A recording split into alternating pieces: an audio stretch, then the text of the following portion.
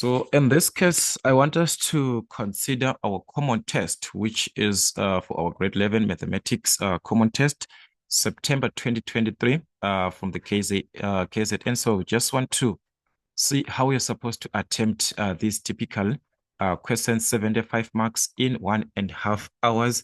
So make sure that you go through your instructions whenever you are answering your questions. So most importantly, the most important part actually that you're given is the 2 decimal places to round off correct 2 decimal places unless stated otherwise, and make sure that you write everything accordingly. Make sure that the working is presented like the formula, the substitution into the formula, and the answer. That is the most important part. All right, so we shall go through the questions and see how we're supposed to attempt these typical questions. So the first question we are given, that is 1.1, that is Edward bought a car for 150,000. So this is the amount that is the principal, considering that it was bought at this amount. The price of the car will depreciate at 8.4% per year, meaning to say per annum. It is going to decrease the value. Take note, there is a decrease, that is to depreciate. Calculate the book value of the car in 10 years' time if the depreciation is calculated using the 1.11 we are given, the straight line method. So remember, depreciation, you just calculate as you are calculating with your compound interest formula, but only that you are going to be having a negative on your formula that is working with the compound or working with the simple interest formula, but only that you'll be having a negative. So the first part, we have got the money, which is the one the car was bought, which is 150,000. That's your principal. And as it is going to depreciate, it means the amount that we are going to have later on, it is going to be less than the principal, to be less than the amount that we bought the car, because it's a depreciation. In an investment, the accumulated amount is supposed to be greater than the principal. But in this case, you are going to notice that it is going to be less than what you're supposed to be expecting, because it's a depreciation. All right, so let's start with the straight line method. So remember, under straight line method, that the amount is given by P into 1 minus IN from our simple interest formula, but we just have a negative. So we have got everything in this case, the principal, which is 150,000. So we've got 150,000 into 1 minus the interest as a decimal. So simply divide by 100. It was going to give us 0.084 times, in this case, N, which is the number of years that depreciation is going to take place, which is 10 years in this case. All right, so that was going to give us amount of 24,000. So that was going to be 24,000 rand. After 10 years, the car that was 150,000 will be costing 24,000 after depreciation of a straight line method. All right, so with the same information, this time we want to see how it is going to affect our amount using the reducing balance method. All right, so that is, we're going to apply the reducing balance method, where we are going to use amount is equal to P into 1 minus I to the exponent of N from our compound interest, but we are going to use a negative because this is a depreciation. So meaning to say, we're just going to substitute everything as it was, the principal, 150,000 into 1 minus the interest as it was as a decimal, that's 0.084 to the exponent of N, which is the number of years, and that was going to be 10. And this was going to give us the amount that is depreciated to. So it is going to depreciate up to 62,380.09. That is to 2 decimal places. So like I said before, you can just fix your calculator to 2 decimal places in your calculations. So that was the first part. Let us check what we are given on 1.2. We are given that Nonsipo invested 10,000 rand for 3 years at an interest rate of X% per annum compounded monthly. All right, the fact that we are given that it is compounded there, meaning to say we are dealing with a compound interest. We are going to work with the compound interest formula. So it is compounded monthly. So how is this going to affect when it is compounded monthly? It means we are going to affect by 12. The interest rate, it is going to be affected by this 12. Remember what happens when you are given a compounding like this. It means the interest rate is going to be affected. The percentage that you are given, there you have to divide it by 12. As a decimal again, you can divide it by 12. The number of years is going to be affected again by this 12. You multiply it by 12 because it's compounded monthly in each and every month. So in a year, which is the number of years, we are going to multiply by the 12 months because it's compounded monthly. So you're given that the total amount interest earned, take note here, over this 3-year period this is the total interest that has been earned. Okay, remember that there is a relationship between the amount and these two. The principal, the amount that has been invested, and the interest earned. So that is why we're given on 1.21 there, what was the total amount in the account at the end of 3-year period. Okay, this is it. She invested 10,000. It's like you are the one who you put 10,000 into a bank so that it will increase for 3 years. Then after 3 years, the total interest earned, meaning to say the gain that you have is this amount. This is the gain, what you have gained from that investment over 3 years. This is what you gained, 3,282.71. So that's a gain, an increase to what you're having before. So we are simply saying this amount has been increased by this, not to, but has been, they can say it that way. The amount, the total amount was increased by this. So an increase, that's an interest, and we have to add to this one. So meaning to say on 1.21, to calculate that total amount, we were simply going to obtain it this way. The total amount can be obtained from the principal, the amount that was invested, plus the interest that has been gained, the interest earned, not the interest rate. This is different from this one. The interest rate, that is the one that you represent with the small letter I. This is the interest earned, the amount that has been gained from the investment. You have gained this. So you can calculate the accumulated amount from what you invested.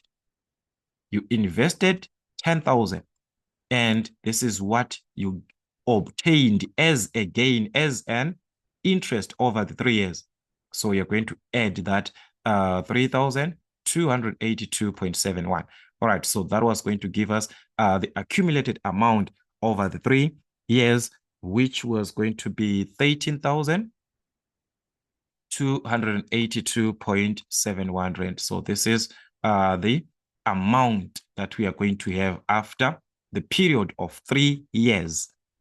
All right, so after this on 1.22, they now want you to calculate the value of X, the interest rate. We are now talking of the interest rate.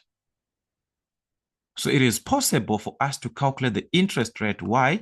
We now have the amount, the principal, the time that was taken, and the compounded. So we can calculate. Remember, this was compounded monthly. So we're talking of the compound interest. So let's go back to our compound interest formula. On 1.22, we understand that the compound interest formula states that the accumulated amount is equal to P into 1 plus I to the exponent of N. But remember what happened with our compounding in this case, because it is being compounded monthly, the interest is going to be affected, divided by 12. The number of years multiplied by 12. So meaning to say on our formula, there is going to be an effect. This will be divided by 12. This here is going to be multiplied by 12. The monthly compounding, if it was compounded quarterly, meaning to say you have to affect by 4. If it is yearly, annually, you have to affect by 1. How is it affected over that period of time? So that is what we had. So you can calculate our interest there. We have got everything, guys. The principal, the amount that was invested, and the amount accumulated. We calculated this. We have got the amount accumulated over the 3 years. Remember, this was over the 3-year period.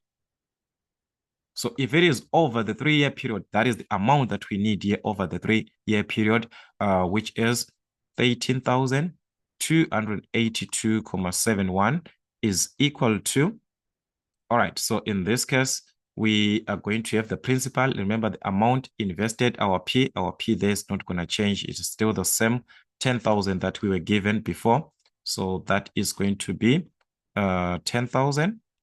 So there we are going to have 10,000 into 1 plus, remember you want the interest, which is that percentage that you're given, the X percent. So you can just write it like this, that is I over 12. But remember, when you were substituting this interest rate, when you were substituting here, it was a decimal, the one that was being divided by 100. So this one, whatever calculation that you're going to have, it is an answer of that value that was being divided by 100%, which is a decimal. So meaning to say, in your calculations, you are going to have this as a decimal as it is. So this is what you're going to have in that case. To the exponent of what? This is 12 times n, the number of years times 12. How many years are we having? Remember, it was over a period of 3 years. So that will be 3 times 12. Meaning to say, from the compounding, 3 times 12 was going to give us 36. So this was going to be given as 36 like that. So that is what we have. So in this case, we can calculate the value of I. From this, we can get rid of the 10,000 that is multiplying and divide by this 10,000. So you can simply divide, since you are multiplying in this case here. So if you divide this, let's see, what are you going to have? Divide by 10,000. Also divide by 10,000. So remember, in your financial mathematics, you are not supposed to round off your answers. So just to be safe, you can keep on working with the fractions that we are having, so that you do not round off your answers in any format. You just have to round off on the final answer, so you can just maintain the fraction as it is, that is over 10,000. So this is equivalent to this whole part that is remaining. And what are we remaining with? That is 1 plus I over 12 to the exponent of 36. Let's go back to our exponents. How do we get rid of an exponent? We introduce the root of that same exponent that you're given. So meaning to say it's going to be the 36th root of this. Meaning to say, on the other hand, we are going to have the same thing.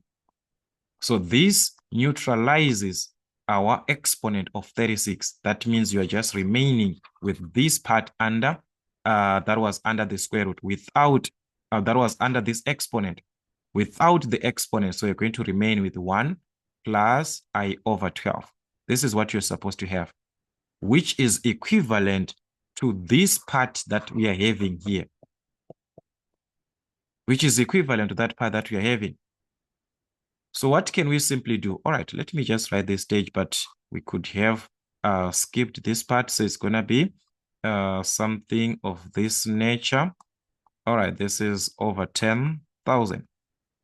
So as we can see, we need to calculate this I here. We need to determine this I here. So we can simply get rid of what is affecting our I in this case. Let's start with the 1.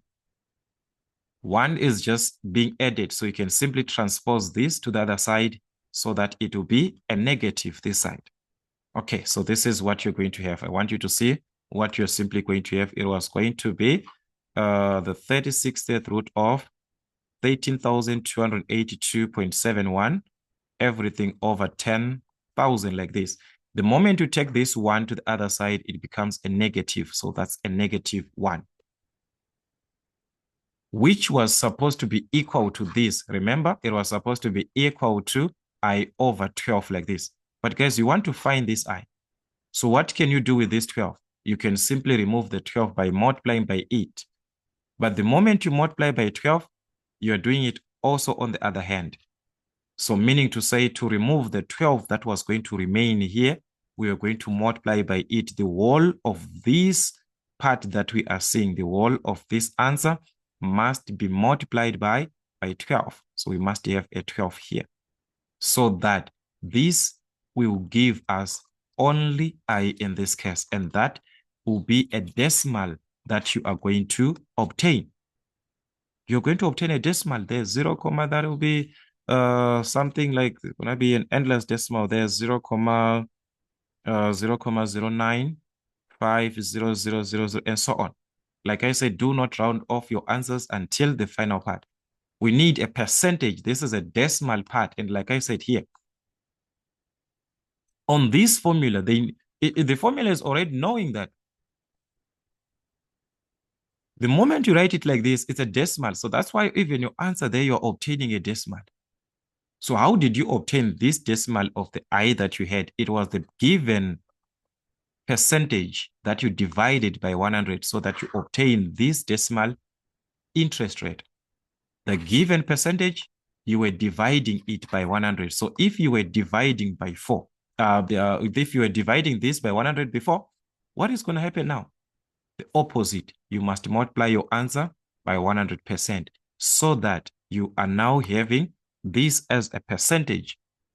So that was going to be 9.50%, or simply 9.5%. So that is the X that we are being asked there as a percentage, X being taken as a percentage, which is 9.50%. So that is the idea there. Remember, X was being given there to say our interest rate is X%. So our X is 9.5. So that is how it can be like. So you need to understand all this. You need to understand all this part. All right, so let us take out this. Just gonna try to use this space for the next person. So you need your formulas. Which formula, how to manipulate, going back to the solving of the equations that you are given. It is another part that you need to be very, very careful with so that you understand each and every part, how to manipulate, solve any given problem. So that our interest there as a percentage, you're just going to write this as 9.5%. Okay, no problem. Let's check the other question, 1.23. It was to calculate the effective interest rate of this investment, and that was 3 marks. The effective interest rate of this investment. All right, how do you calculate the effective interest rate? There are so many ways. You can use the basic formula that we are actually used to. All right, so there we do not need this amount. Let us just remove this part. So that is 1.23. So remember that 1 plus I effective is equal to 1 plus I norm, which is over m to the exponent of m, whereby we have got the nominal interest rate, which we are going to take as the normal one that we were given before, the one that we had, the X%. So we already have this. We need to calculate this I effective. And what is the M representing? The compounding that we are given. It is being compounded monthly, meaning to say we are going to affect that by 12. So let's calculate our I effective. Let us take 1 to the other side. of our equation. So it means we are going to have this as, just going to have our bracket as it is. So take your bracket, in this case, as it is. Then we are going to subtract the 1. If we take it to the other hand, it is going to be a -1, this one. Okay, so let us substitute our values, guys. As you can see, everything is being given the compounding and the interest that we had. So that is 1 plus the normal, which is the nominal interest that we have of 9,5. As a decimal, if you divide this, we are back now to that part that we had before. That is going to give us 0,095. Everything over what? The compounding monthly. So that's 12 to the exponent of what? Of 12, which is our m. In this case, it's m. So to the exponent of 12 minus 1. So definitely whatever that you're going to have here, it is going to be a decimal. Whatever that you are going to obtain in this case, it is going to be a decimal that you're supposed to use to obtain the percentage. Okay, supposed to be 992 and so on and so on. So to obtain the percentage, you're simply supposed to multiply this part here as it is on your calculator by 100%. So by multiplying by 100%, we are now having the percentage of the interest, which was going to be 9,92% to 2 decimal places. That is our effective interest. That is going to affect the effective interest rate of this whole investment. So that is what we had in that case. And 1.3, you were given, that is, all right, let's just remove this part and see here. According to our question 1.3, we are given that Parivin's grandmother gave him an amount of money as a gift. So he was given the amount of money as a gift. He opened savings account and deposited the full amount into this account. The full amount, meaning to say the money that he was given, he deposited as it is. Are we having that amount? We do not know the amount that was being deposited, which is actually the principal, because this is the money invested. So we do not know that principal. But they are saying the account paid interest at a rate of 9% per annum, take note, compounded quarterly. We are back now to the compounding, compounded quarterly. So this is the effect by 4, which is going to affect our interest divided by 4. The number of years, multiply it by 4. We shall see that. Now this is it. You withdrew 70,000 from the account 1 year after his initial deposit, 1 year. So this is after 1 year, after the initial deposit. And at the end of next year, okay, this is it, guys. It's a year that investment he has taken. Okay, he has invested for 1 year. He withdraws a certain amount of money. That's a withdrawal there. Then they are saying at the end of the next year, meaning to say, how many years are we talking about when we are talking of the next year? After this year, there's another year. So meaning to say that's 1 year period, this one. The next year they are talking about here, it's a 1 year period. There. We have got a 1 year period plus this one, meaning to say 2 years. We are now having 2 years there. Okay, no problem. Let's move on. The balance in the account was, this is what we are seeing in the account after 2 years, meaning to say after the investment, this is the accumulated amount, but there is a amount that has been removed, remember? And it accumulates to this amount. So this is the accumulated amount, because it is the balance after that. Remember, he removed the amount. So this amount that was removed, it is increasing in the account because of the interest rate. So this balance that we are seeing of 72,800 and 38,06 is the accumulated amount, this one. It is the accumulated amount.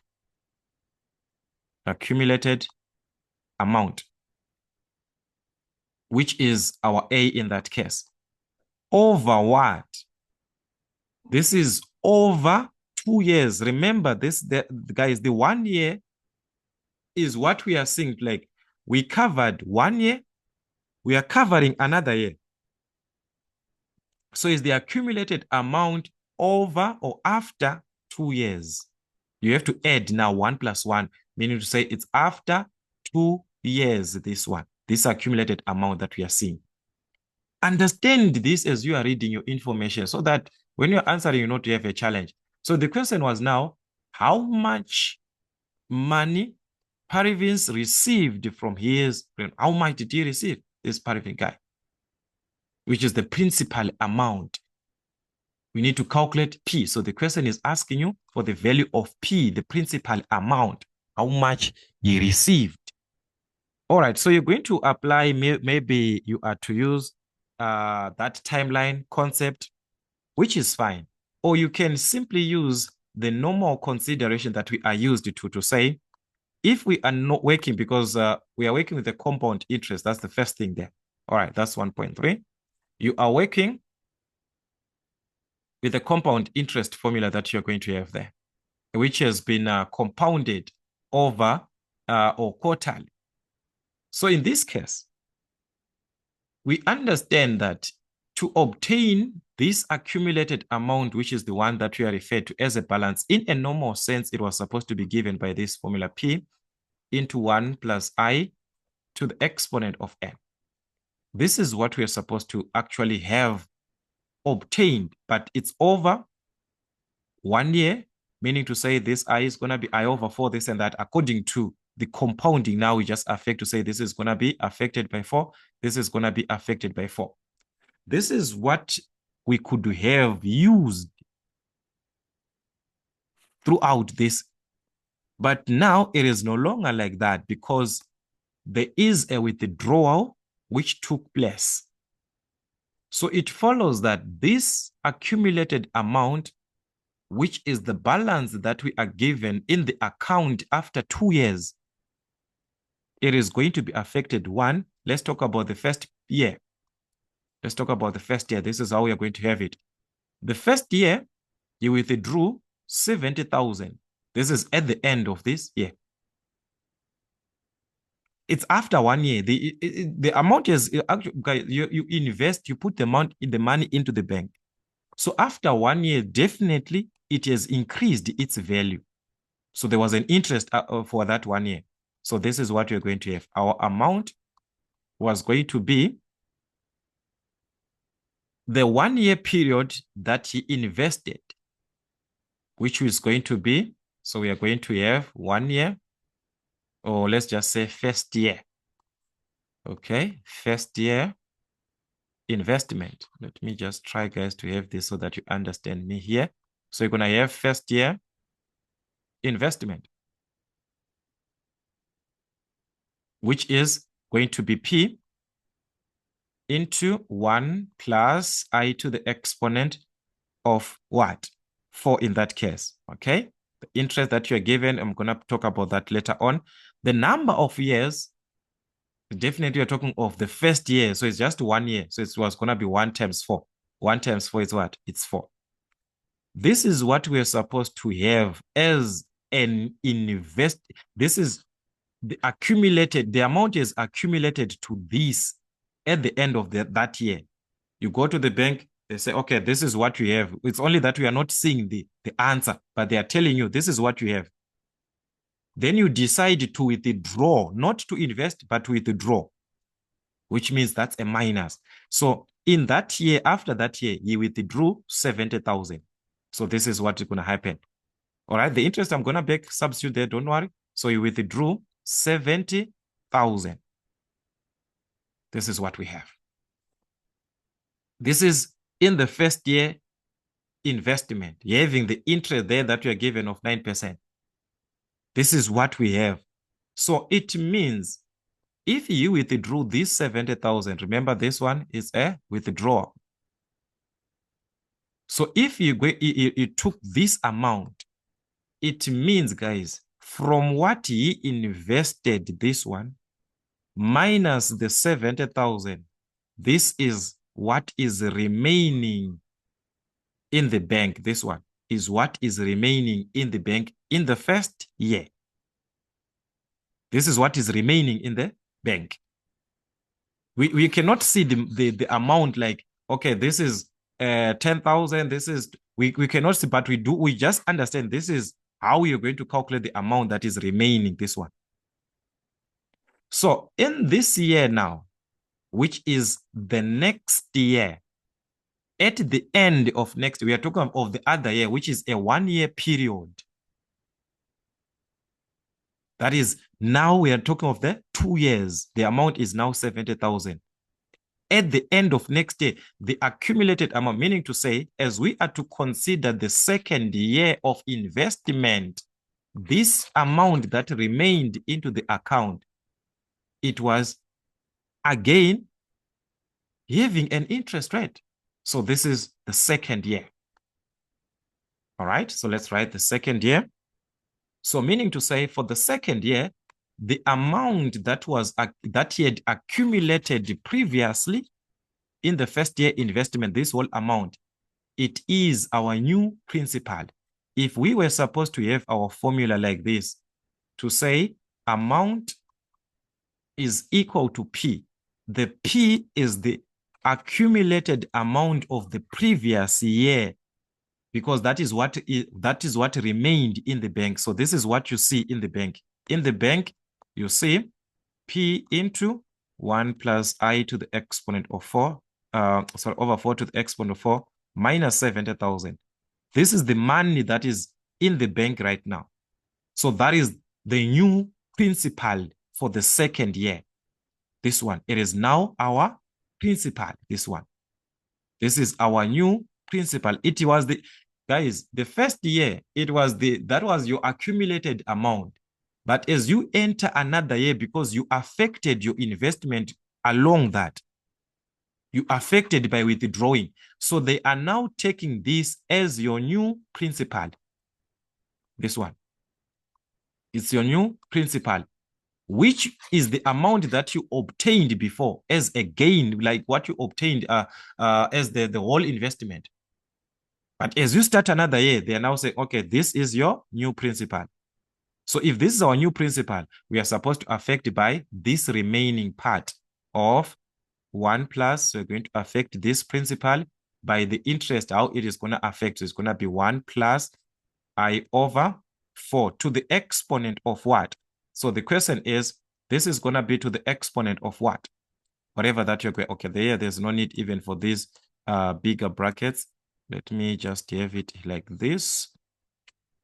There's no need for these bigger brackets here. So if you have to take it here like this, we are going to have 1 plus the interest rate over 4. What about here, the number of years? Remember, we are talking of the second year. It's a 1 year period because the first year it had its own.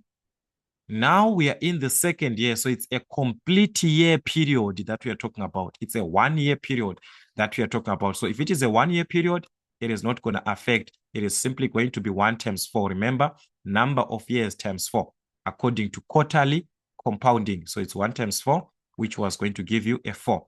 It is because we are referring to 1 year. This one, it's a 1 year period. Remember, this is the new principal that he was accumulated from the previous year.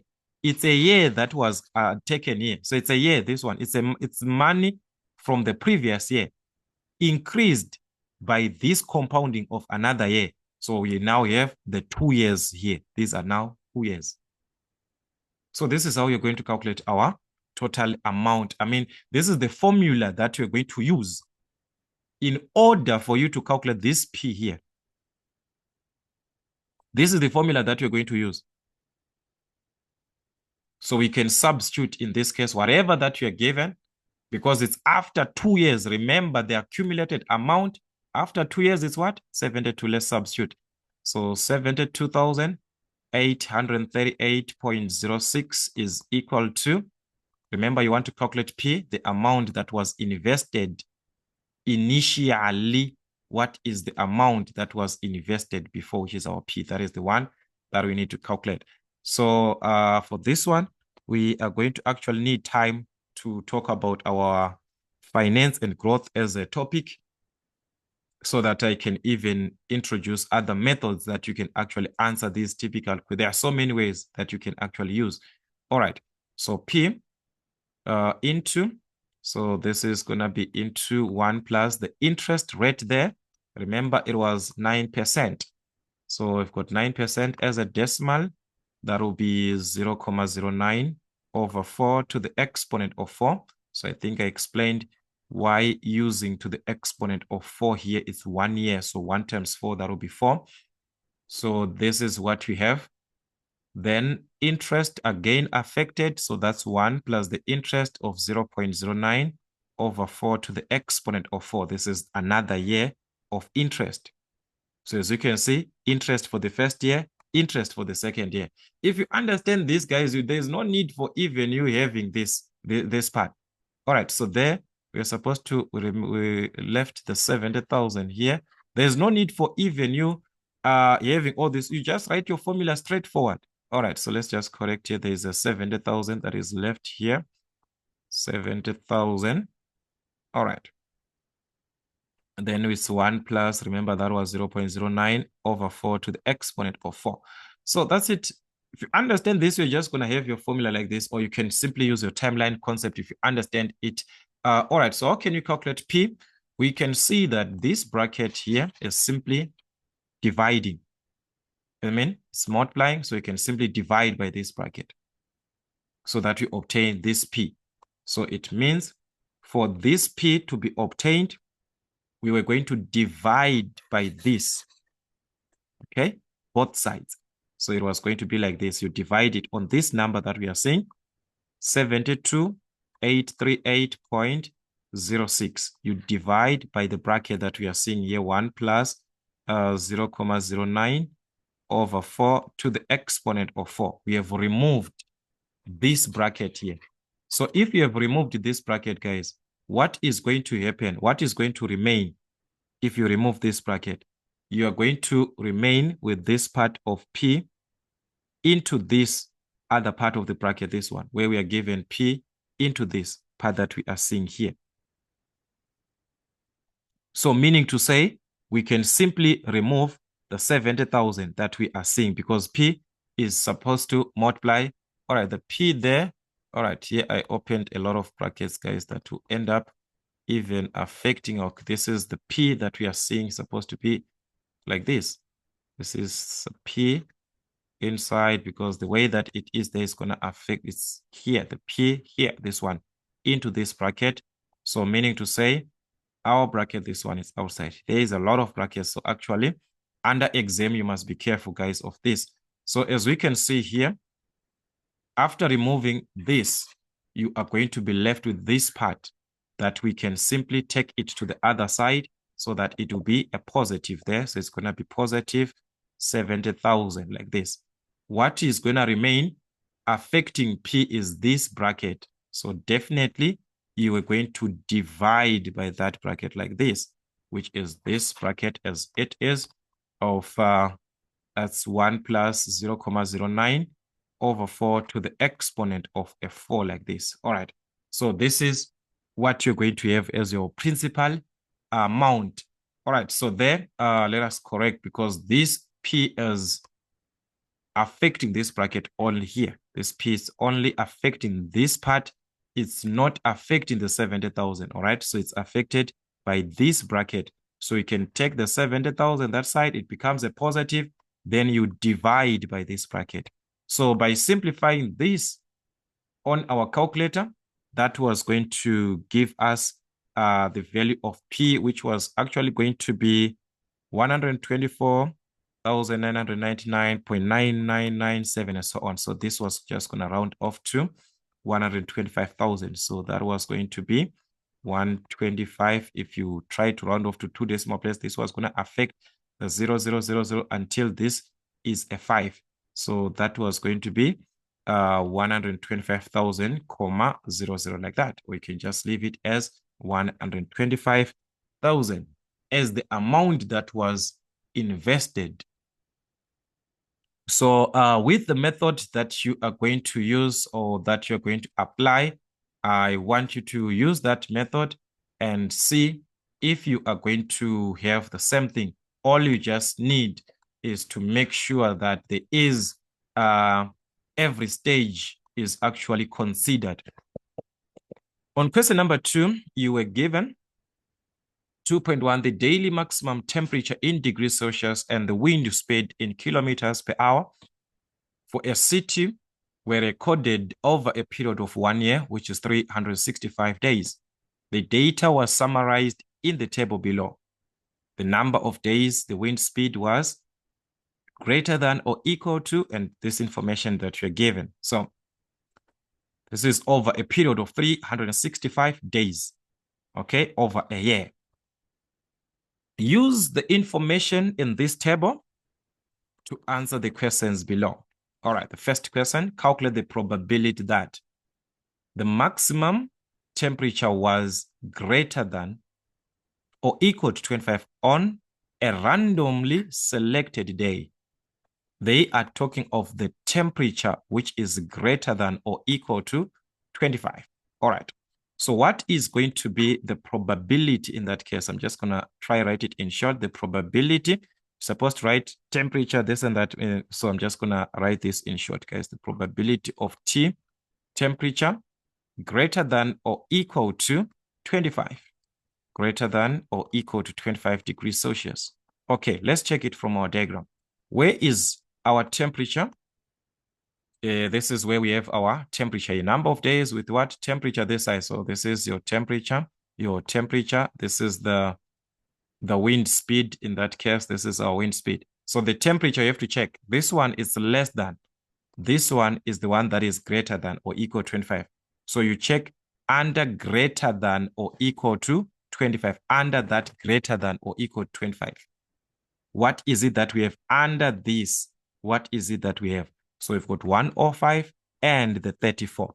So you're going to add 105 plus 34, which is going to give us 139. So we have got 139 days that can be affected where the temperature is greater than or equal. You go in that column. It's just one part that you're given. So use the column of it as it is. So these are 139. Out of what? The total number of days that you are given in a year, 365 days, or you can have it as a decimal, 0.38, whatever that you want. All right, the second one, on 2.12, we need the probability now, where the maximum temperature was greater than, but there is an end, the end. There are two things to be considered. All right. So we need the probability considering the temperature to be greater than or equal to 25 degrees Celsius. And the wind speed to be considered. The wind speed is supposed to be also greater than or equal to 15 kilometers per hour. Okay. Meaning to say this is supposed to be happening simultaneously at the same time. For this, if you are to consider, remember end from our sets, this is an intersection of the two. So it must happen simultaneously at the same time, where we have an end like that. Okay, so let's check our diagram. The temperature, this is how you simply do it, where they intersect. The temperature is supposed to be what? Let's start with the temperature. Greater than or equal to 25. This is where we have greater than or equal. So the temperature is supposed to be going down like this. This is the part of our temperature. The wind speed is greater than or equal to 15. You must check here this side of the wind speed. This is where your wind speed is. Greater than or equal to 15. This is the first part. So you go with it also this way. Where are they going to meet? They are going to meet here. This is the part where we are going to meet, where the temperature is greater than or equal to 25 and the wind speed is greater than or equal to 15. They meet at this point. So this is where we talk of the end. They are happening simultaneously here. They are occurring at the same time. That is 105. Out of the total number of days, 365. So that's it. You can also have it as a decimal if you want. Then they are now asking you on this question that are the daily maximum temperature and wind speed their independent events? Motivate your answer by calculation if they are independent events. We do understand that for these two events to be independent, there is something that we are supposed to have. Okay, what is it that we are supposed to have for independent events? The probabilities of what you are given, let's talk of A and B so that it can be easier to understand. If we are given A and B, the probability of A and B for these two to be independent must be equal to the probability of A times the probability of B. Okay, meaning to say that you must, since you are to prove, instead of you creating your own statement here, where you are going to prove, check if you have got something that you calculated that has got an and before. In these calculations, if we check properly, there is a part that we calculated here, 2.12. We calculated the probability of the maximum temperature to be this and, remember here, and, we already have this. So we can take that as an advantage now to say, if this we calculated, which is an and here, this one, if we calculated this, this is gonna be, if we take this value as a decimal, it was gonna approximate to something like 0.29 as a decimal. All right, we already have this. So in the normal sense, it means what we just need to separate is the two part that we have, A and B. This is A and B. So if it was supposed to be A and B, it means we need the probability of what represents A on its own and what represents B on its own. Okay, this is what we have. Let me write it here. The probability, because we calculated this, the probability of T being greater than or equal to 25. You take off part of what we have calculated first, rather than for you to, yes, you can do any part. You can even do for this one, temperature less than 25 and this wind speed greater than, you can do any part, this one and this one. But instead, guys, it's time that you are consuming. So just continue from what you have already calculated. Where there is an end, you just check on your calculator. Is there anything that has an end that I calculated? Yes, it's there. This one, wind speed greater than or equal to 15 kilometers per hour. So we calculated this before.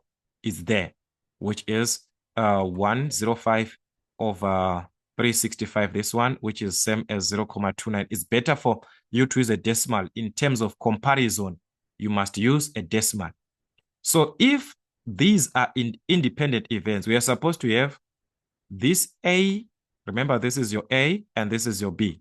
So it's supposed to give us the probability of A on its own times the probability of B. So meaning to say we are supposed to calculate the probability of A of temperature being greater than or equal to 25 degrees Celsius on its own times the probability of this part. You are separating your A and B. You are now separating them. So our A is the temperature being greater than 25, greater than or equal to. Our B is the wind speed being greater than or equal to 15 kilometers per hour. You just need to separate these and see if these two will be equal.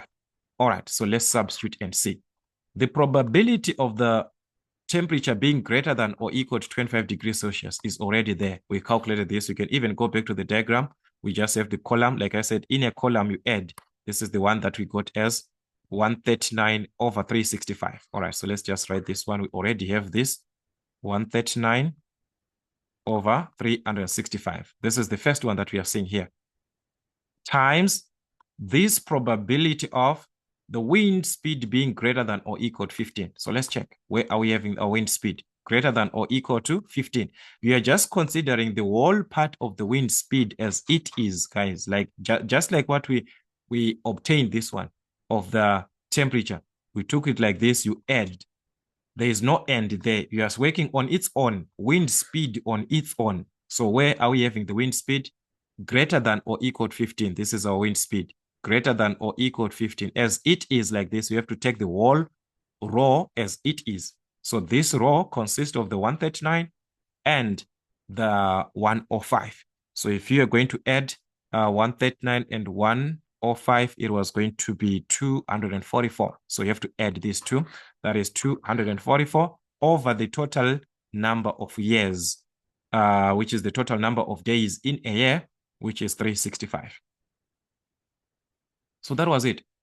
You have calculated this is the probability here. Yes, just like the probability of A times the probability of B. This is how it is like.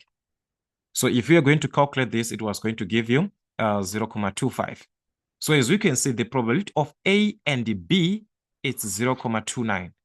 The probability of A times the probability of B, it's 0.25. 0.29, 0.25, are they the same? No, they are not the same. So as we can see, these are not independent events.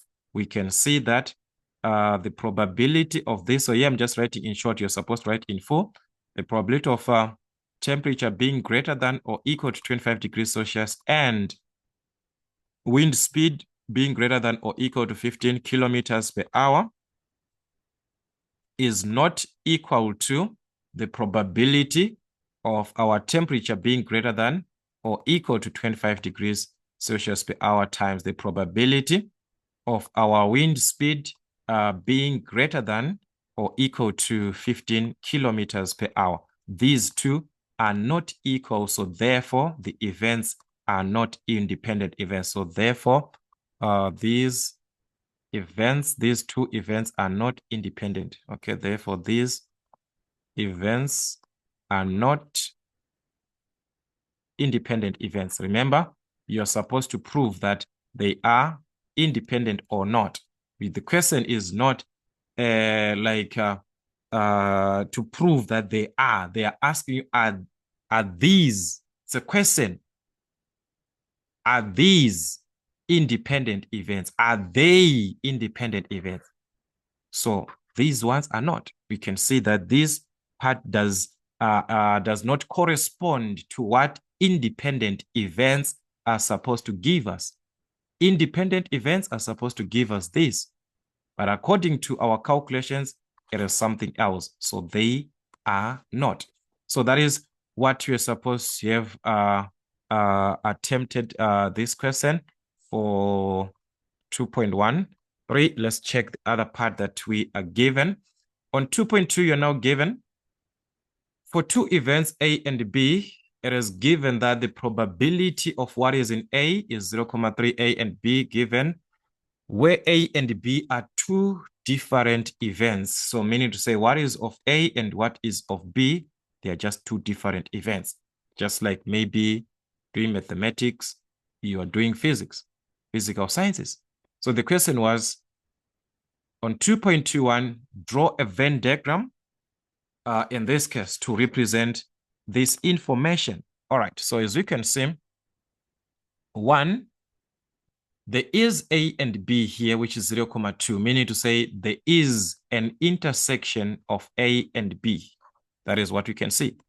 There is an intersection there of A and B. So this is what you have. Before you move on, you just have to understand that between A and B, there is an intersection. They are not disjoint sets like this. How do you present sets like this? If the probability here was equal to 0 of A and B, or if they are, to mention that they are mutually exclusive events, they were going to be separate like this. But these ones, this one that you're given, they are going to have an intersection because we are told, we are given the probability of A and B. There is A and B, there's an intersection. But if we check properly, we have what is in A. Here we have not B, meaning to say it's not in B. This is B complement. This one, we are given the probability of B complement to be 0.25. We are not given that of what is in B. The complement set information is not going to change. From our grade 10, I say that the probability of any set, it is A to its complement. Whether it is given, there are 3 sets, how many sets are there? A set and its complement must give you a 1. That is the complement of a set. So if this is B, this must also be B complement, must be B, but complement. So using this, we can take it as an advantage for us to calculate what is in B, not what is outside of B. Because B complement means outside of B, out of B. You cover this B like this, everything that you see outside of B. So you want what is in B. So the probability of what is in B plus what is not in B must give us a 1. So it means the probability of what is in B is equal to 1 minus the probability of what is not in B. So that was going to be 1 minus 0.25. Simply subtract that, you've got 0.75. So on this information, they are simply telling you that the probability of what is in B is 0.75. Instead of them giving us like this, they want you to just go around your complement concept. As you know, it's exam. They want to test all that. Do you understand all this? So anyways, with this, now we can answer our question. Like I said, start from the intersection going out. So on the intersection, A and B, that's 0.2. We have the probability there, 0.2. Okay, that's A and B.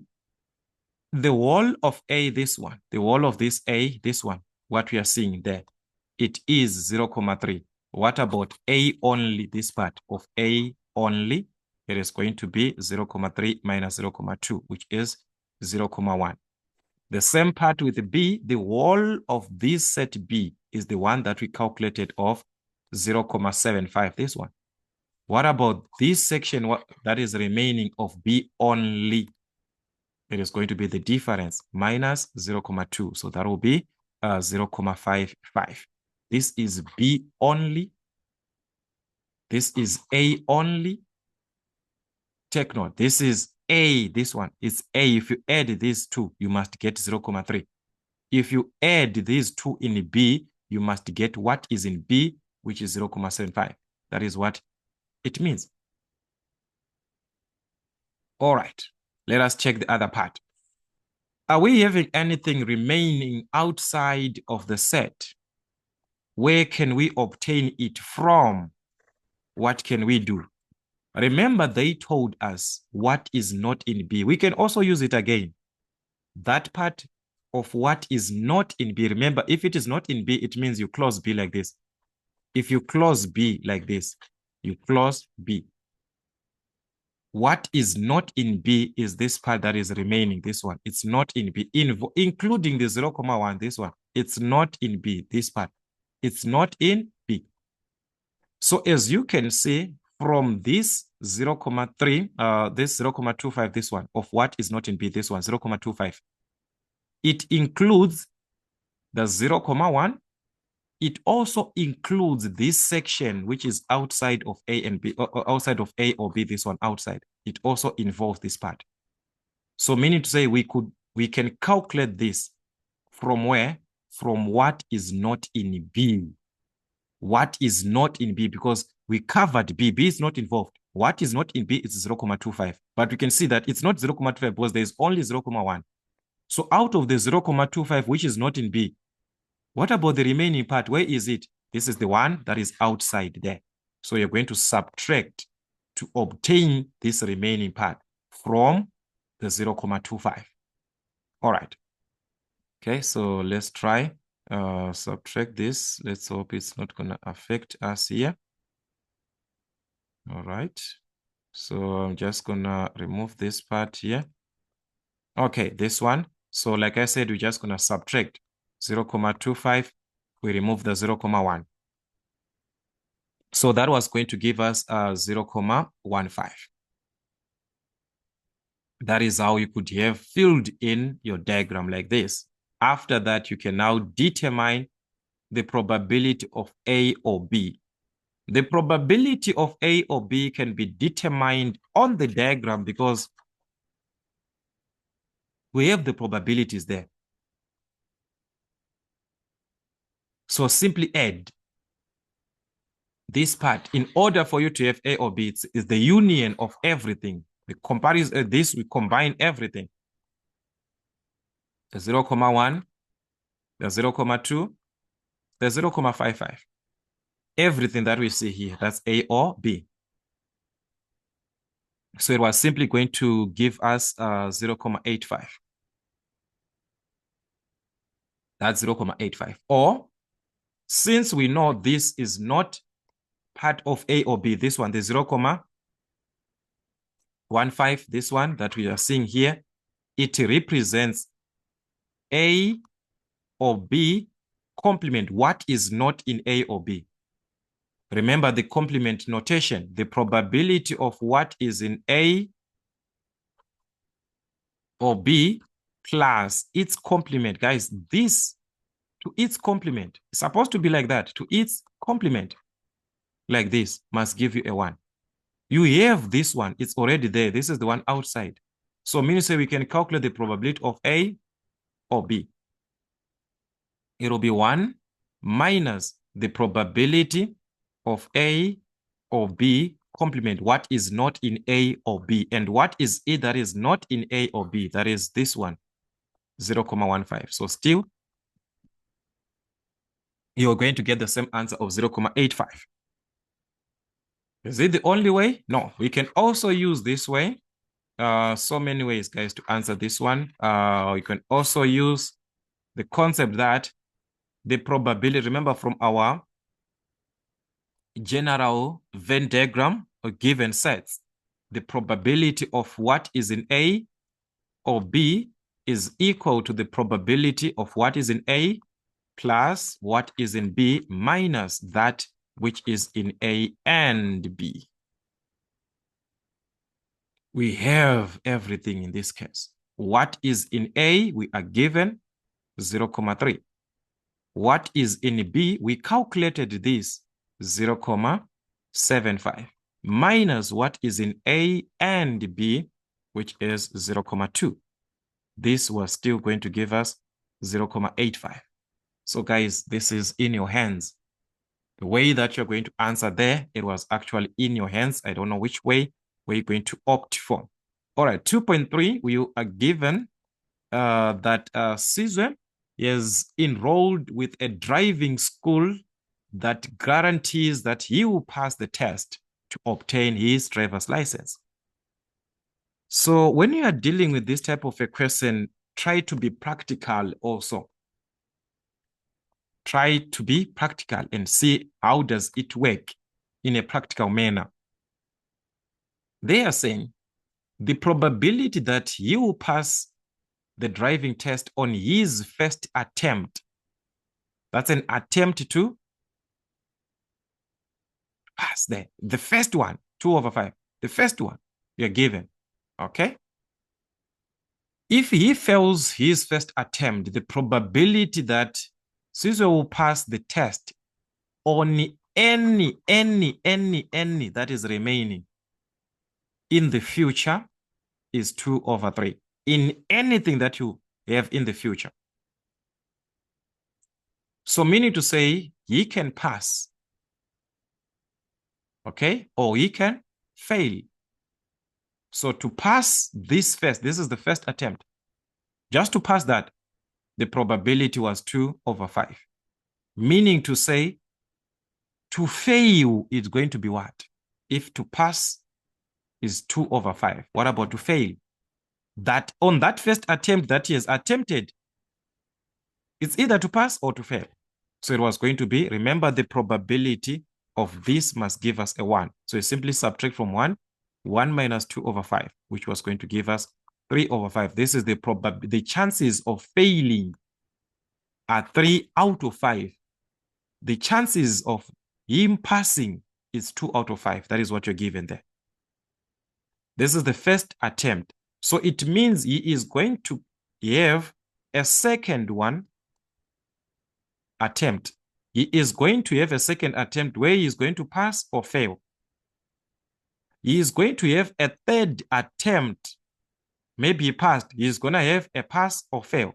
He is going to have another one like that, a pass or fail. This one is going again, pass or fail like that.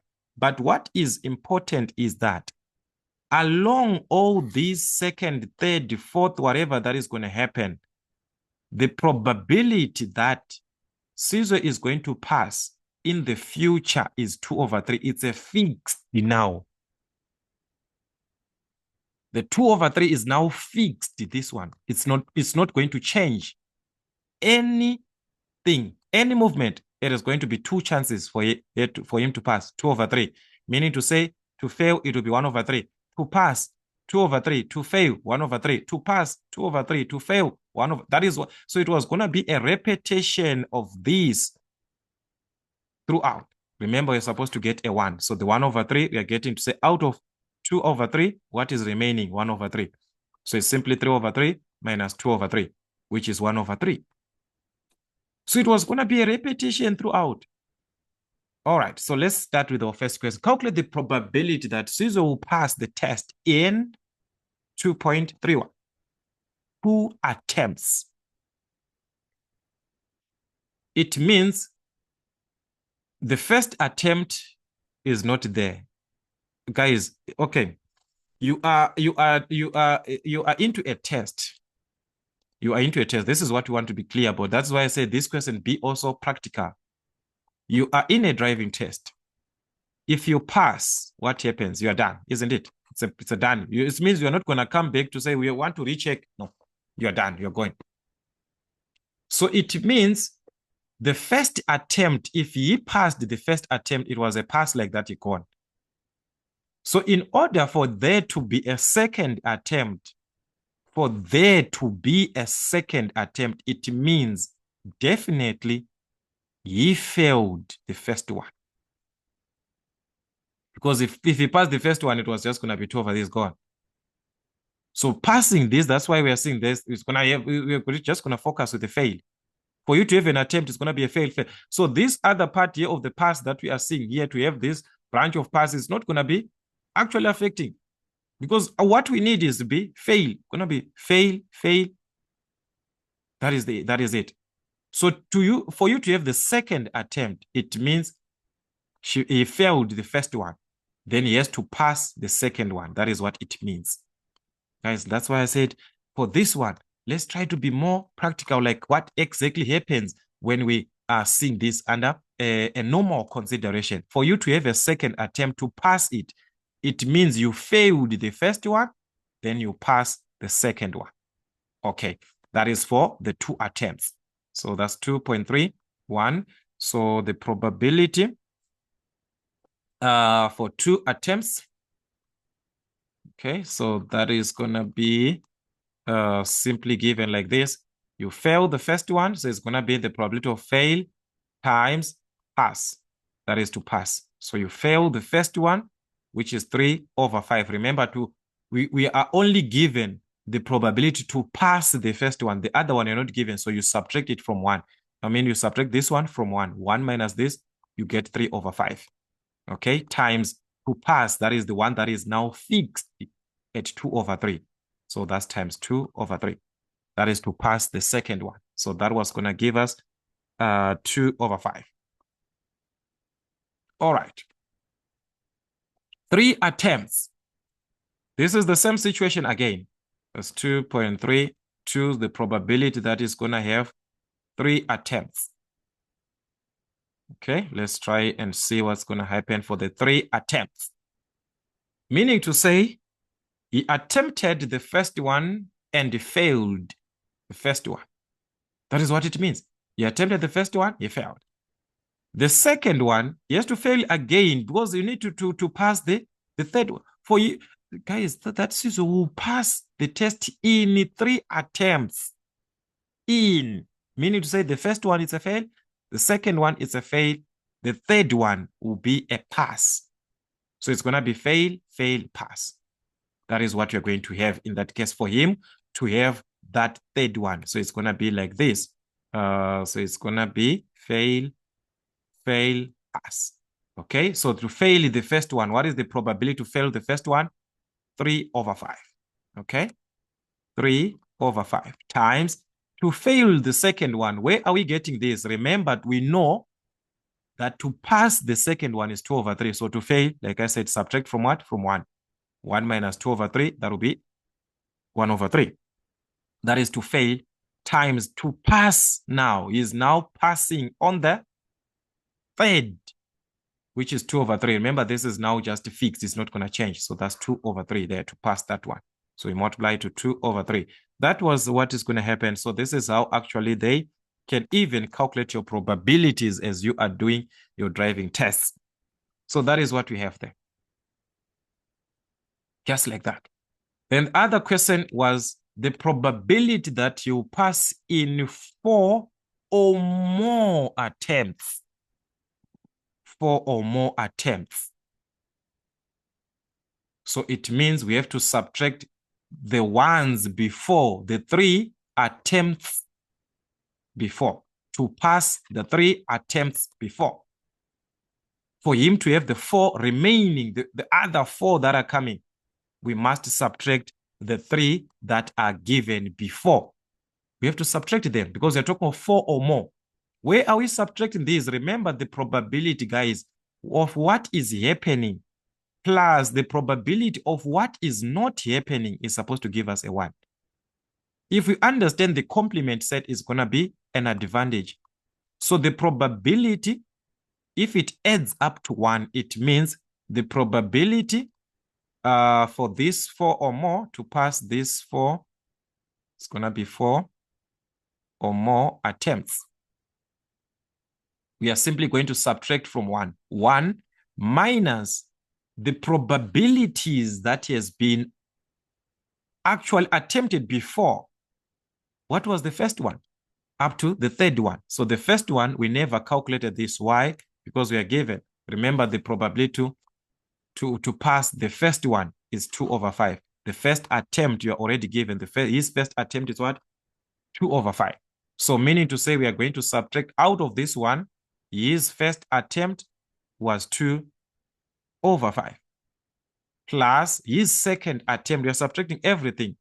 So you can actually have this one. If you want to avoid this bracket, you can just have 1 minus the first attempt, 2/5. You subtract the second one. What was the second attempt? The second attempt, it was also 2/5. What was the third attempt? It was 2/15. You subtract everything from what? From 1. This is the first attempt, the second attempt, the third attempt. So by subtracting these, you are remaining with the 4 or more out of the 1 that is remaining. Those are the ones that are remaining there. Remember, probability must add up to 1. So that was going to be 1 out of 15. Or if you open the bracket, it's going to be 1 minus 2/5. You add. Now, if you open a bracket, you must add them inside of the bracket like this. Okay, so it's up to you how you understand this. So that was going to be our probability. So as you can see, guys, these questions, understand some of these questions, you must also have a practical view of what a real life situation that you are seeing on the ground, how it operates. Probability can be applied like that. So you just need to work as much questions as you can on this section of your probability. In fact, each and every topic you must revise. So checking on number 3, we can see that we are given 3.1. That is the weight at birth of babies born in clinics and hospitals over a period of time in a certain district were recorded. And the results were, these ones are summarized in the table below. So if you check, we are given the weight W of a baby at birth in kilograms, then the number of babies born, which is the frequency. So we've got our frequency there. And on this information, we are asked to, on 3.11, complete the cumulative frequency column, that is of the table on diagram sheet 1. All right, so if we check here, we can see that they already have the part of the column where we need to fill in our cumulative frequencies. Remember, the cumulative frequency is just an increase from one frequency to another. You start with the 12 that you are given, you add. So this 12 that you have, you must add it to 19. That's 12 plus 19, which is going to give us 31. The 31 we add to this one. That was going to be 253. We add it to 712, which was going to give us 967. We add this to 1,113, which was going to give us 2,880. We add this to 782, which was going to, so supposed to give us here 2,098, this one. Then we add this one. That was gonna give us 2,880. We add this to the following. That was going to be 3,114. If you add to the last value, this was going to give you 3,157 as the total of everything that you're given. So that is the cumulative. The first one, you just take it as it is. Then you add to the next, writing like that. So that is what you're being given, guys. Cumulative frequency, just add your frequencies, you are done. Then from this information, they want you to write down what is the total number of babies whose weights were recorded at birth during this period. So already we can see from our cumulative frequencies, remember the cumulative frequency represents the last value as the total number. That's our total frequency that you are given. Or if you do not understand that, you are not limited. Go back to what exactly understand. These are the number of babies that were being born. So just add them, add everything in that case. Still, you are going to obtain the same value, which is going to be 3,157. Then from there, we are now asked on number 3.13 to use the grid provided on diagram sheet 1 to represent the above information in a cumulative frequency graph, which is the ogive, and that is 4 marks. Remember, for us to have the cumulative frequency curve or the ogive, what you need is, or are the cumulative frequencies, these ones. We are no longer working with these frequencies. No, the frequencies, they helped us to obtain the cumulative frequency. So these are the ones that you use. And from these classes, you are going to need the upper classes, these ones, where the weight is less than 1,5, less than 2. You work with the upper classes. So it's 1,5 versus a 12. So this is what you're going to have on your cumulative frequencies. Already, we have got this part. So you're going to have your 1,5 versus a 12. So as you can see, guys, according to the scale that we are given, this is 0,500. For you to locate the 12, guys, it's something that is very, very difficult. Look, guys, this according, okay, let me just show you what I'm trying to say here. According to this scale, it means 1, 2, 3, 4, 5 boxes. They represent 500. 5 boxes. So if you divide 500 divided by 5 to represent 1 box, it is represented by, it represents 100. To approximate a 12 out of this smaller box, this is 100. This is 200. This is 300. So to approximate a 12 in between here is going to be very, very difficult. So that is where you're going to have approximately just below there. So if you're given that condition, it's an approximation. So whatever they are going to do in marking of this, it is going to be an approximation. We cannot have exact values here. The graph that we are seeing, the spacing and the numbers that we are seeing here does not go hand in hand. So you just approximate your values. So just hope in future cases, we shall have proper numbers for exam condition, that because we actually have studied this, we need something that is exact for exam condition so that you get exact values. So we just hope in future cases we might have that. All right, anyways, that is what you're going to do, upper classes and so on. So the question is, what about the first class? Because as you can see, our cumulative frequency is starting at 12. You need this graph to start from the ground at 0. So how can you make that to start at 0? This is what you do. You force this lower class to be one of your upper classes. So you're going to take it to be an upper class where the weight was less than 1,0. Having a cumulative frequency of 0, because we do not have a frequency for that, so it will be at 0.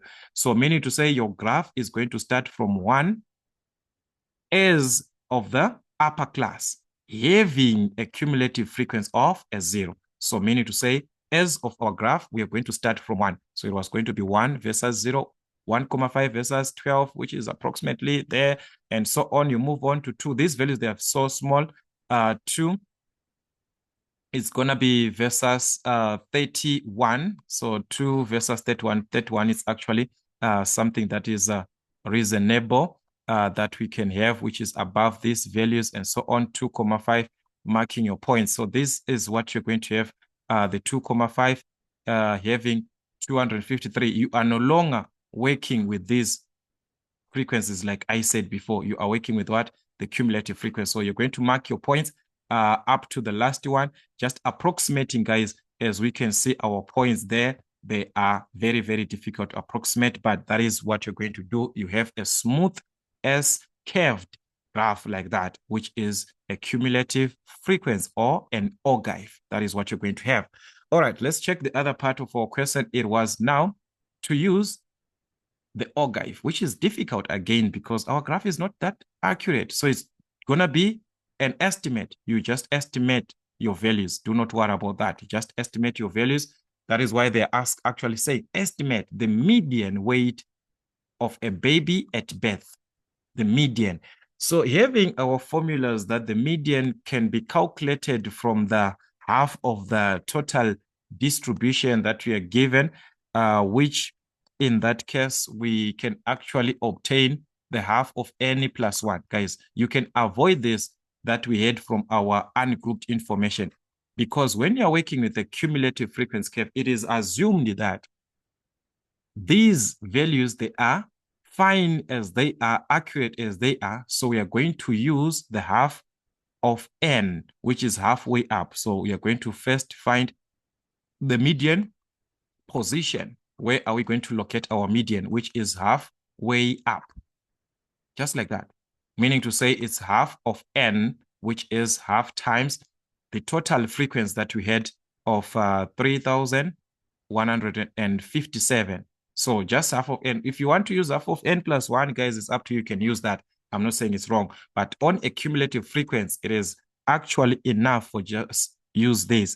All right. So meaning to say it was going to be something like 1,578,5, which you can actually approximate this round off. It's going to be 1,579 to the nearest whole number. As you can see, guys, these values, they are actually difficult for us to locate them. So you have to locate now where we have got that 1,579, which is maybe approximately there. Draw your line straight to the graph where you reach the graph, in that case, down to the weight, because what you need is the corresponding weight. So that weight was going to be approximated, guys, in between this. That will be here. It's at least these ones. We've got 3,1, 3,2. Let's just say from 3,2. So your answers, you can even approximate them. If your answer is from 3,2 up to approximately around 3,4, guys, at least 3,4 is fine. All right. So from 3,2 to 3,4, your answer is supposed to be there. If you have got your answer in between there, it is fine. In between 3,2 and 3,4. But according to this, it was supposed to be something like 3,27 kilograms, an approximate. It's an approximation, that one. You cannot have exact values according to this information. According to our graph there, guys, it's impossible. All right. Then on 3.15, babies were born sorry, we were given that the babies whose weight at birth was below 2.5 kilograms, 2.4 kilograms, will have to stay in an incubator for few days to receive extra support. All right. So if a baby is born and the weight is less than, that is below 2.4 kilograms, the baby is supposed to be taken to an incubator to stay for a few days. What percentage of babies in this group were required to stay in an incubator? Again, we are going to approximate since our graph is not as that accurate. So you need 2.4 kilograms, which is somewhere there, 2.1, 2, and so on. So 2.4 at this point. Going up to the graph where it meets the graph, you now take to the cumulative frequency where it is going to reach there. Straight with a ruler, you're supposed to use a ruler straight as it is here, straight. So the value that we're going to approximate there is something that can be approximately around 180. So answers from 160 to 200 can be accepted. 160 up to 200. So if you've got your answer from these guys, it's fine. From 162 to 200. As long as your answer is in between those values, it's fine. So you take that answer because they want it as a percentage. They want it as a percentage this time. So meaning to say, let's say, according to mine, let's say I obtained 180. It means my answer is going to be 180 out of the total. Remember, 1% out of the total or number of babies that were being born, which is 3,157. Out of the total, 3,157 times 100%. That was going to give us an approximate percentage of 5.70%. So meaning to say, depending now with your answers that you have, if your answer is in within 160, meaning to say your percentage can be from 5.07% to 200. If it is 200, is something like 6.34%. So from this to this, if your answer lies in within these percentages, it's fine. Use it like that, okay? Use it like that. So also for your answers to be in within that interval, try also to have a smooth curve as you are drawing. Use a sharp pencil and have a smooth curve. All right, 3.2. On a certain day, 20 babies were born in one of the hospitals. The weight at birth of these babies were summarized in a box and whisker diagram below. So given a box and whisker diagram, remember what it represents: the minimum value, our lower quartile Q1, the median value, our upper quartile, and the maximum value from our 5-number summary. So they are saying, calculate the interquartile range of the data that we are given. So the interquartile range can be calculated because we have Q3 and Q1. Remember that interquartile range is the difference between the upper quartile and the lower quartile. So we have it, Q3, it corresponds to what? 3.8 kilograms minus Q1, it corresponds to 2.4 kilograms. So that was going to give us 1.4 kilograms interquartile range. 3.22 we are given. One of the doctors said the mean weight of these babies was 3.5 kilograms, like what you're given, their kgs. Is it possible for this to be? Okay, sorry, pardon me, guys. I'm reading the question at the same time. I'm trying like, is it possible? Okay, that is what they're asking us here.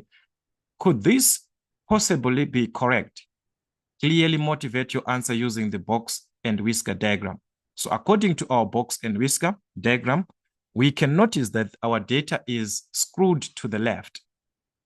Okay, we have got more space there that is to the left. This means that, okay, let's go back to the idea that we have between the mean and the median. All right, if it is between the mean and median, if it is screwed to the left, it means what we're supposed to have, the mean was supposed to be smaller than, comparing the mean and the median. The mean and the median, because we can see from our diagram, it's more to the left. So if it is screwed to the left, What does it mean in the actual sense? The mean is supposed to be less than the median. So let's compare, because we are given that the doctor is assuming that the mean is 3,5. So mean, it's an assumption that we are given of 3,5 kilograms. Median is what? According to this, our median here, remember Q2, that's the median, is 3,3 kilograms. If it is screwed to the left, as we can see, it means the mean is supposed to be less than, but this is not what is given there. It is opposing what we understand. The mean is bigger than. In this case, our mean is not less than, it is greater than the median. The mean is greater than the median, thus this is incorrect. Thus it cannot be correct. It cannot be correct. It cannot be correct, this one. Because what we need is to have the mean less than the median. So the value is supposed to be less than, okay? That is what you can conclude. The value of the mean is supposed to be less than the median. What we can see from the given information, this is what we have from the given information. The information is telling us that the mean is greater than, but according to what we have, because the graph is, our whisker box is screwed to the left. So we can see that it was supposed to be mean less than what? Less than the median. Remember, we use mean and median also to compare the skewness of what? Of the graph. So it had to play a role, that part. All right. Anyways, let us see this other part. 3.3. A group of grade 11 learners wrote a test. And when they wrote this test, which the total mark was 50. So this is what the test is out of. Determine on 3.31a the mean of the marks obtained. Remember that the mean can be given from the sum of terms over the number of terms. This is ungrouped information. So you talk of the number of terms, sum of terms over the number of terms. So the sum, it is to add everything that you are seeing here.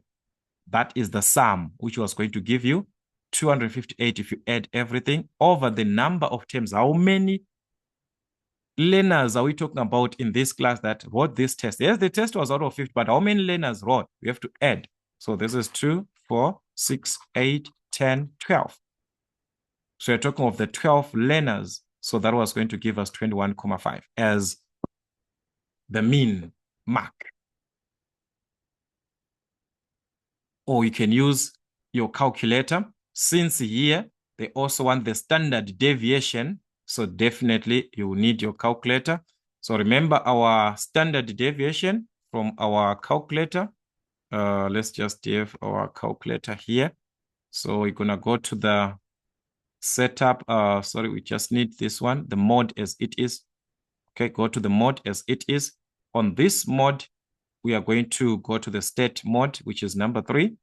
And under the state mode, go to number 1. Under the variance, there where we've got the deviation number 1. So these are the x, like the values that you're given. That's why we're talking about sum of x. We represent these values as x. So that is the x that you are seeing there. So you're supposed to insert these values. 24 is equal to, you move on to this 28 is equal to 7 is equal to, and so on, 22. That is 22. You move on to 19 is equal to 10. You do the same, pressing the equal sign. Okay, then we move on to this other part. 28 is equal to 39. Okay, this is 39. Do the same thing. 15 is equal to 13 is equal to then the 8. All right, then also we've got the 45. So 45 is equal to also. So we've inserted all the values, just cancel, press this AC, then shift, go to number 1 here from the state. As you can see, where certain state there, number 1. So it will give you the information what you want. So we need under variance. Remember, under this variance number 4, then we can go to the number 2, which represents the mean, then 3, which is our standard deviation. So let's just press 2 and see if that answer is correct. So 2 is equal to, it gives us 21,5. As you can see, that is the mean that we calculated before. All right, but as we need the standard deviation of the data, so let's go back, shift this number 1. Okay, we press number 4. Okay, this time we need the standard deviation. This is the symbol there of the standard deviation, dx, for those x values on number 3. So 3 is equal to, that's 11,5. You can also round off this. You can also fix this to 2 decimal places. That's 11,53. So meaning to say our standard deviation was going to be 11,53 according to this. You can use your calculator like that. Then that is why it's just 1 mark, guys, this one. 3.32, they're saying the same group of learners wrote another test out of 50. This one, it was out of 50. Then they wrote another one again out of 50. The standard deviation was now 6,8. So this time the standard deviation is 6,8. And the mean mark is 21. This is from this other test, which is still out of 50. This is what happened. So the question is, how does the distribution of the marks in this test compare with the other test motivate your answer? Like compare, because it's out of 50. The test is out of 50. We have to compare. Let's check. Our standard deviation from the previous test, it was 11,53. Okay, it was 11,53. This time, 6,8. The mean was 21,5. This one is 21. All right. So if we check, the mean is close to each other. According to this, this is 21. This is 21,5. So you can see that they are not that much different. But the standard deviation, guys, is too much. We are comparing these two. The mean is close. So in this case, we can simply say the marks from this test, okay, from this test were closely grouped. Were closely grouped around the mean. Okay, that is talking of the mean. Around the mean. All right, we already wrote this one, guys. All right, around the mean. That is the first thing. The mean is close to each other, but the standard deviation of this one is too much, guys. The standard deviation is smaller compared to this one. Is too small. This one is 11. This one is 6,8. So the standard deviation is so small. The standard deviation, okay, that's a V there. The standard deviation for this test, comparing this one that we are talking about for this second one, for this test is smaller. So we are having a smaller standard deviation, but in terms of the mean, they are closely grouped to each other. They are just close, the 21 and the 21,5, that one, there is no much difference there. On number 4, actually, we are given, okay, this was 21, all right. The number 4, we are now having 4.1, D, E, F, and G are points on level ground, as you can see. That's D, E, F, and at angle F, we've got a 90 degrees, and this is F1, an angle of 32 degrees at angle D. That is what we are given, and other sides. So the question was to calculate on 4.11 the length of DF from D to F. If you are to consider this is a right-angled triangle, this one, we are talking of a right-angled triangle there. So taking out this right-angled triangle that I'm indicating here, we can calculate this side because there is an angle inside of this.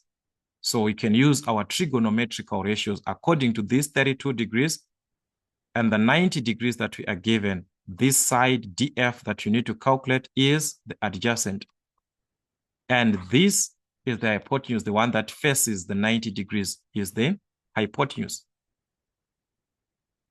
So which ratio can we use that uses the adjacent and the hypotenuse at the same time from our SOHCAHTOA concept? We just need where there is adjacent and hypotenuse. That is the cos. So the cosine of the given angle, which is 32 degrees, is equal to the adjacent over the hypotenuse, which is the adjacent, is the side to be calculated, which is df, over the hypotenuse, which is 47. We have this. So that is over 1. You're going to calculate this, cross multiply to calculate df. 1 times df, that's df is equal to 47 times cos, which is 47, the cos of 32 degrees. So that's you and your calculator there, guys. Just use your calculator properly. You're going to obtain 39.86 to 2 decimal places. That's the length of df. We have got this 39.86 centimeters. All right. With this information, the question is now calculate the size of angle F1, this angle F1 that we are seeing here.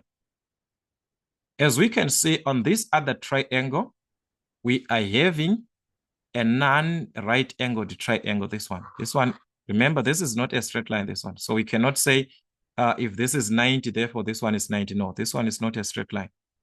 Angles on a straight line, they are supposed to give us 180, but this is not a straight line. Look how it's drawn there.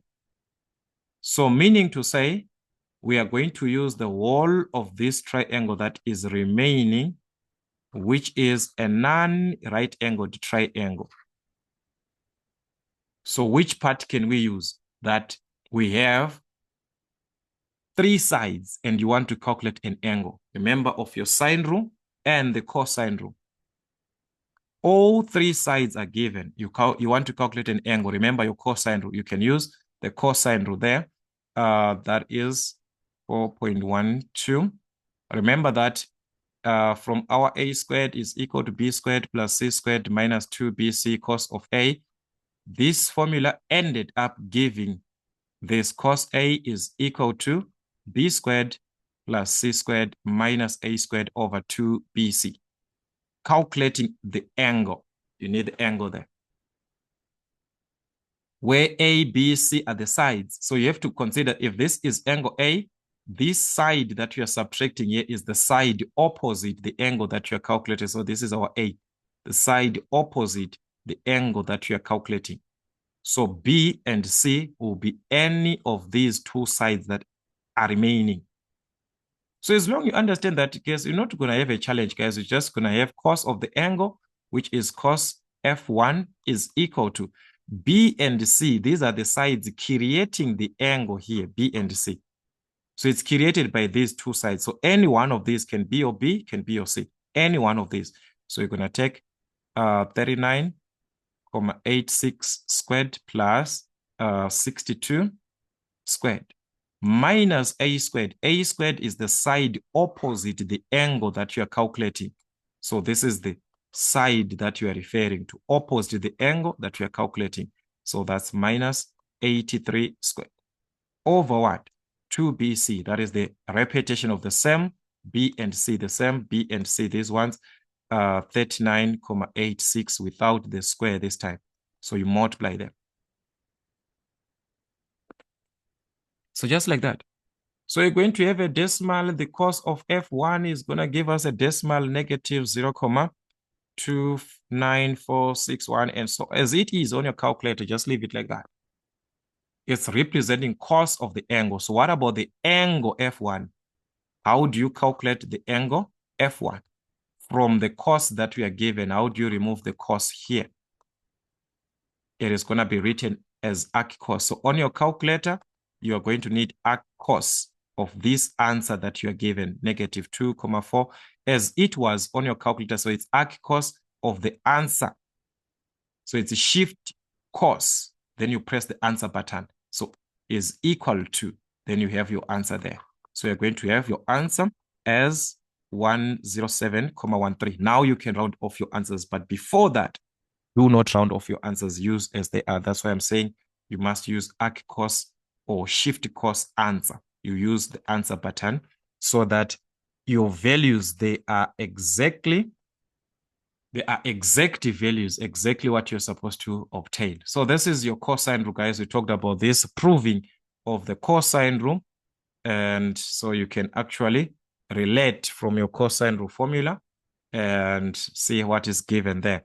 Then on this other question, they want you to prove from this triangle that the sine of Q over PR is equal to sine of R over PQ. Okay, so let us see, guys. We can simply make adjustments. Remember, you need a perpendicular, guys. I talked about this on the introduction. I said construct a perpendicular to the base. So our base is QR in that case. So you're gonna perpendicular by it's not just it's just a perpendicular line, this one. Not a perpendicular bisector, but just a perpendicular to this line. Meaning say it's a perpendicular height. So you can call it PQRS. So this will be S. So we are going to construct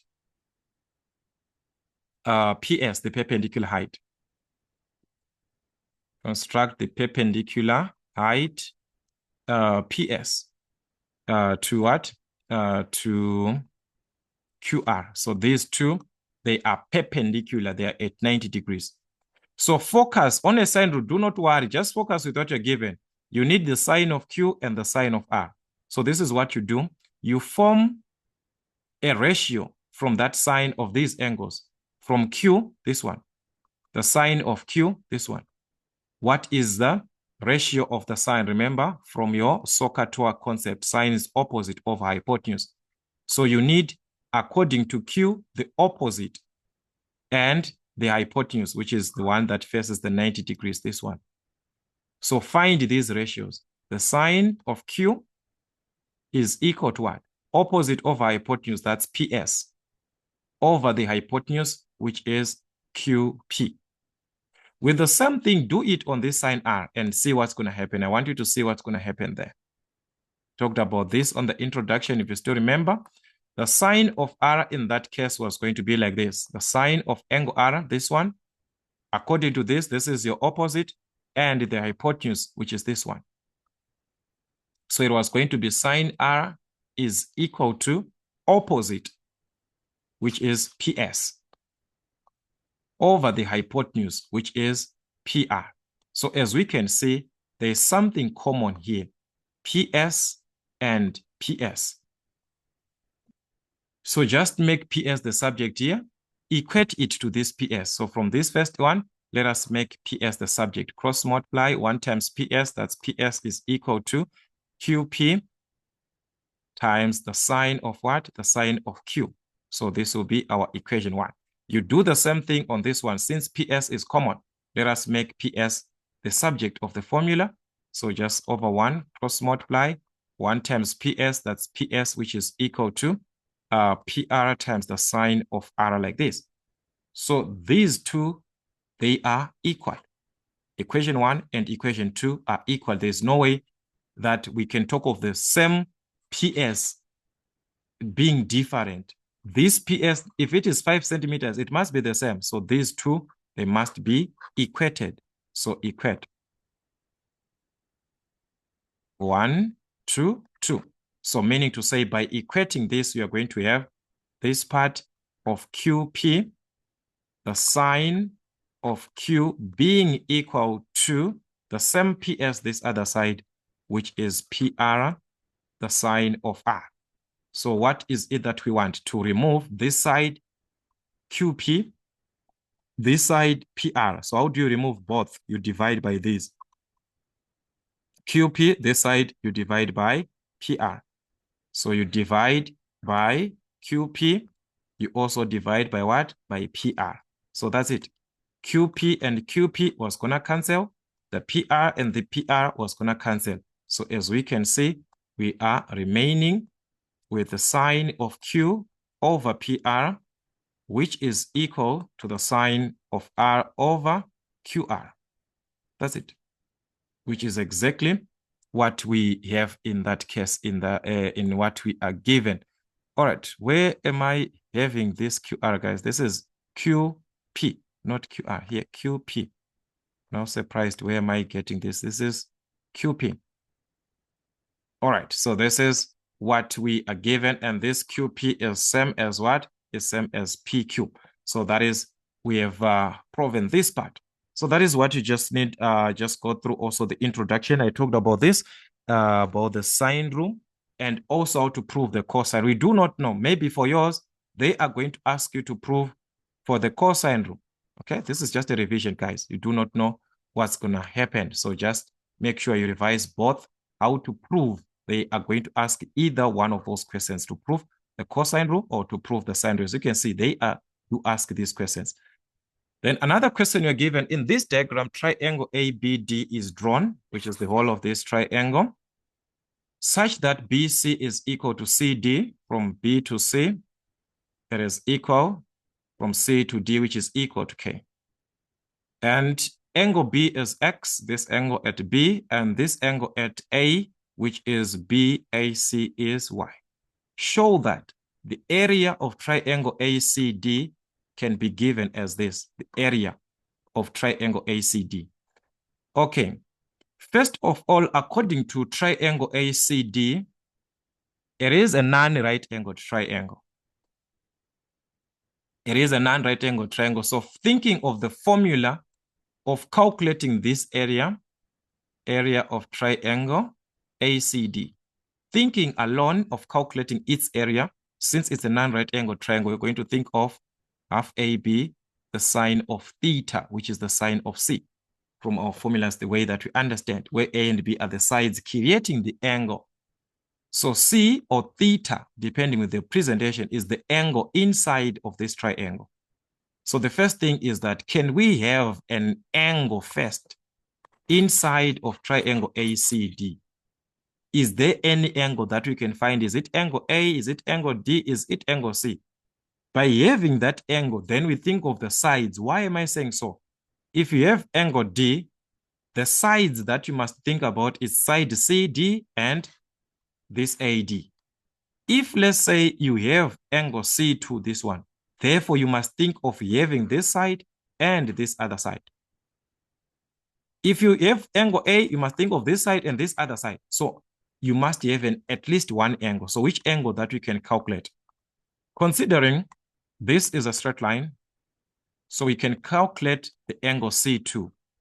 Remember that this is a normal triangle, and the moment we have this line extended, C2 becomes an exterior angle, which we do understand that the exterior angle of a triangle is equal to the sum of the opposite interior angles, which is this X and this Y, the opposite interior angles. So meaning to say angle C2, it's X plus Y. So we have an angle there. With that angle, we can now think of calculating the area because we have angle C2, which is X plus Y. That's from the exterior angle of a triangle.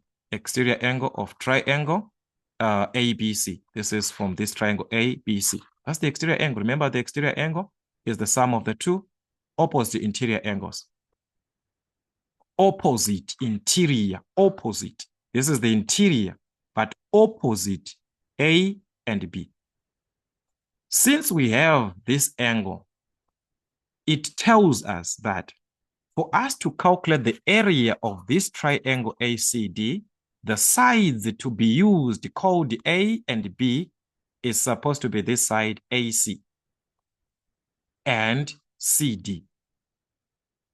Those are the sides that you're supposed to use. You're supposed to use the side CD and the side AC. According to our question, the side CD is there. It's given in terms of K. But AC is not given. Remember, guys, area of a triangle, the theta, the angle must be here. The sides creating the angles supposed to be like this. That's your A and B, and this is your angle C. That's for us to use half AB sine of C or sine of theta.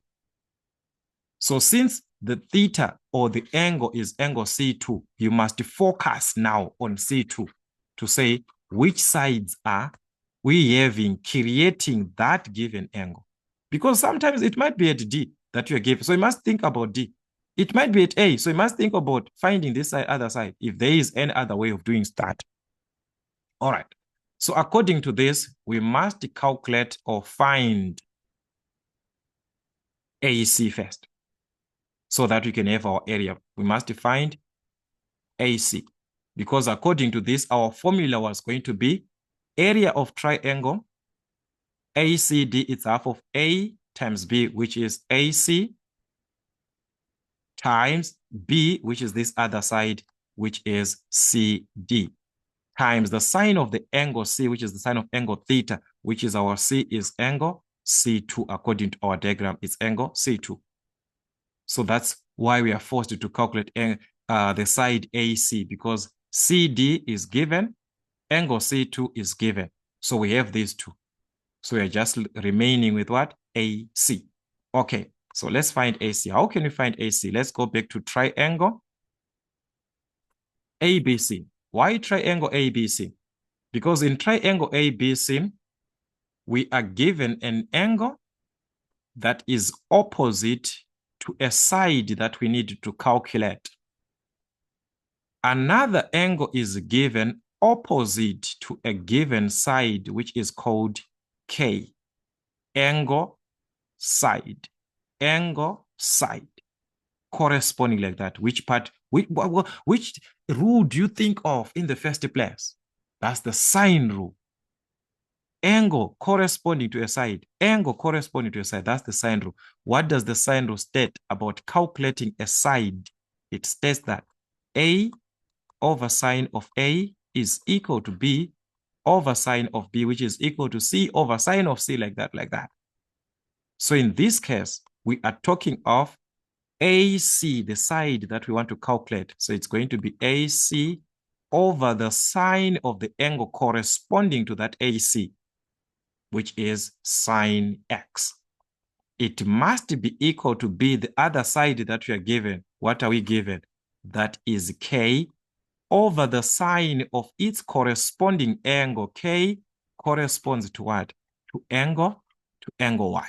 So that is going to be the sine of Y. The sine rule. So we can use our sine rule. So from the sine rule, let us find AC. What will be the expression for AC? So we can simply remove the sine X here, multiply by the sine of X, multiply by the sine of X, so that this can cancel. You remain with AC. So it means AC is equal to now this part, which is K sine of X. This is the same as over 1. So sine Y times 1 is going to be the sine of Y, like this. All right, we have AC. And we have got everything actually. So therefore, we can calculate our area. So therefore, our area. All right, so therefore, area, triangle ACD is going to be equal to the half of AB, which is the product now of the side AC. We have got our AC. We calculated this as it is K sine X over sine Y. So it's going to be K, the sine of X over the sine of Y, times B, which represents CD. Half of AC times CD. Remember this side.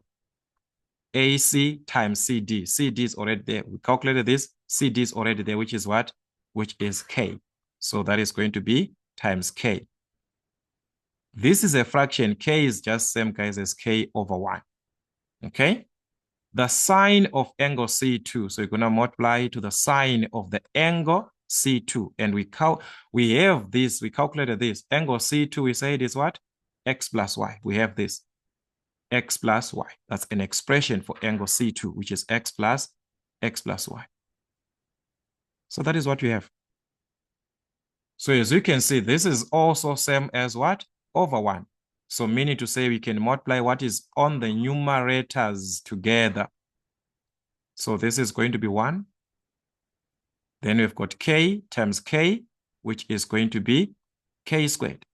The sine of X times the sine of X plus Y. Everything over what? The denominator, there is 2 sine of Y, 1, and so it's going to be 2 times sine of Y, which is 2 sine of Y, like that. So that is the area of the triangle that we are being given there for 5 marks, guys. All right, so that's it. That is what you're supposed to have. This is the expression that you are given there. So in order for you to have this, think along the section that you are given. What is it that you are being asked, and how is it to calculate that? From what you are supposed to use to calculate that, is there anything missing from that? We are not having this, we have to determine that. We're not having the angle, you have to determine that. Are there any other rules that can be used or theorems that can be used to determine what is remaining from your formula? Use those. Determine what is missing, then substitute back to the original or the normal formula that we are used to. Definitely, you are going to have the expression that you'll be given, or the presentation that you'll be given there. So do not panic the moment you see these, sign off this, sign off. No. Figure out, how can I have this? Figure out what is missing. How can I calculate what is missing? That is the only thing. So they want you to understand the concept. So anyways, guys, this is what we had from our September 2023 revision. So I want us to work with more question papers. Just try to revise as much as you can. Prepare yourselves for the tests that are ahead of time, or for these common tests which are ahead of time. So you just have to work with more questions as you can.